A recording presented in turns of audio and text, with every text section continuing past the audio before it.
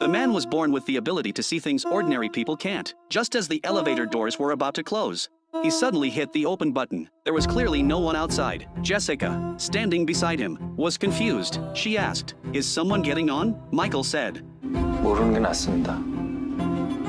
Jessica scanned every corner of the elevator. Nothing, but in the elevator mirror, a woman dressed in white was staring straight at her. Jessica was terrified. The moment the doors opened, she bolted.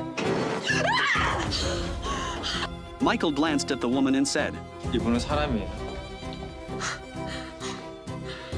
But before all of this, Jessica had run into Michael while she was at work. He pulled her aside and studied her shadow carefully. It was noticeably bigger than the last time they'd met. Michael told Jessica that people around her were going to keep dying. Everyone she despised, or anyone she'd ever secretly wished would just disappear, would die under mysterious circumstances. A malevolent spirit was granting her deepest, darkest wishes, and with every death, the demon grew stronger. Jessica had already been possessed by this evil entity. Jessica thought every word of it was absolutely insane. She told Michael, "Don't contact me again, unless you need a ride," and walked away. Michael called after her, "Go look in a mirror." Just a few days earlier, Jessica's mom had fallen victim to a phone scam. Every penny they'd saved over the years gone. But shortly after, the scammer acted like something had taken control of him. He ran to the bank, withdrew every dollar he'd stolen, then climbed to the roof and scattered it all into the wind. Jessica had heard about it, but she chalked it up to a coincidence. Late that night, 2 officers showed up at Jessica's door. They showed her a photo of the scammer and told her the man was dead. The officer asked,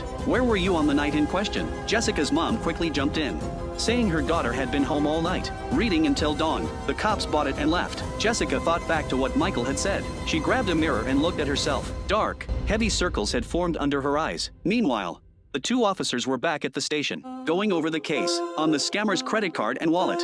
They'd found Jessica's fingerprints, but the surveillance footage proved she'd never left the house that night. Neither of them could explain it. A few days later, Jessica stopped by her best friend's place with a gift. They talked for a while, and both dozed off. That's when a group of young guys crept up to the window outside. They had their phones out, filming into the room. Jessica jolted awake. She thought someone was recording them without consent. She grabbed a broom and charged out. Jessica chased after them as fast as she could, but the 3 of them vanished into the darkness.